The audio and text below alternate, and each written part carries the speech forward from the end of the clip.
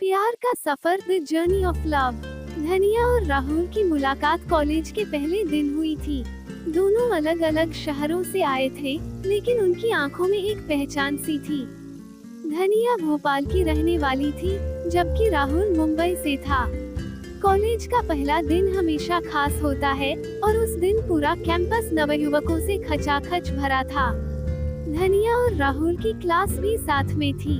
जब वे पहली बार मिले, राहुल की हंसी और धनिया की मासूमियत ने दोनों को एक दूसरे की ओर खींच लिया। पहले कुछ हफ्ते केवल पढ़ाई, पेशेवर बातें और सामान्य दोस्तों की तरह गुजरे, लेकिन धीरे धीरे उनके बीच की दीवारें गिरने लगी। कॉलेज के प्रोजेक्ट्स में काम करते हुए वे दोनों अक्सर लाइब्रेरी में एक दूसरे से मिलते। कैफेटेरिया में चाय की चुस्कियां लेते हुए उन्होंने विभिन्न विषयों पर लंबी बातचीत की, जिससे उनके दिल की धड़कनें तेज हो जाती थी। राहुल की मुस्कान में धनिया के दिल की धड़कनें बढ़ जाती थी, और धनिया की हंसी राहुल के दिल के करीब जाती जा रही थी। धीरे धीरे उनके बीच का ये दोस्ताना कुछ और बनता जा रहा था।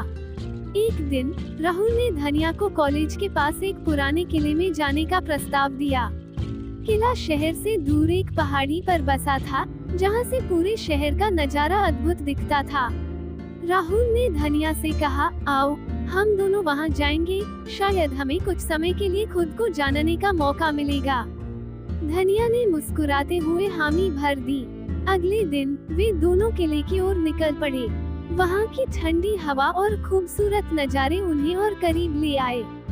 किले की पुरानी दीवारों पर बैठे हुए राहुल ने धनिया से कहा, धनिया, मैंने तुम्हारे साथ जो वक्त बिताया है वो मेरे जीवन का सबसे खूबसूरत वक्त रहा है। क्या तुम मेरे साथ पूरी जिंदगी बिताने के लिए तैयार हो? धनिया की आंखों में आंसू थे, लेकिन वे खुशी के थे। उसने कहा, हाँ राहुल, मैं भी तुमसे बहुत प्यार करती हूँ। तुम्हारे बिना मेरी जिंदगी अधूरी है। उनके प्यार की कहानी पूरे कॉलेज में फेमस हो गई। सब उन्हें आदर्श मानते थे। एक दूसरे की साझेदारी और समर्पण ने उन्हें और मजबूत बना दिया।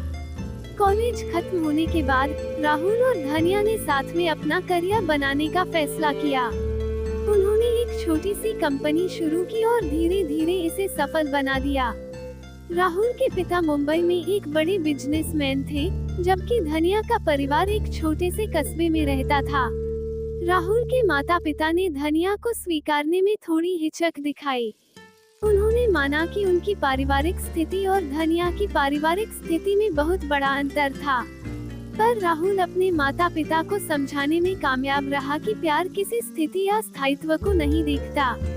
आखिरकार राहुल के माता पिता ने अपने बेटे की खुशी को देखा और धनिया को खुली बाहें से अपनाया। शादी का दिन तो सजी धजी महाकाव्य की तरह था। सुंदर सजी हुई मंडप, दोस्तों और परिवार का समागम, और हंसी मजाक से भरी हुई रात। सबकी आंखों में खुशी थी, लेकिन सबसे ज्यादा खुशी राहुल और धनिया की आंखों में थी। उनकी शादी का दिन पूरे शहर में चर्चा का विषय बन गया। राहुल और धनिया का प्यार सच्चा और अनंत था, और उनकी कहानी ने ये साबित कर दिया कि प्यार में कोई बाधा नहीं होती। शादी के बाद दोनों ने अपने अपने करियर को नए आयाम दिए।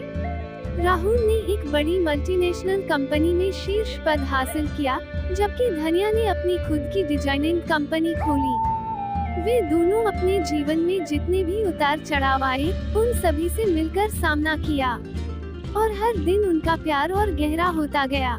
बिजनेस और पारिवारिक जिम्मेदारियों के बीच भी उन्होंने कभी अपने प्यार को कम नहीं होने दिया।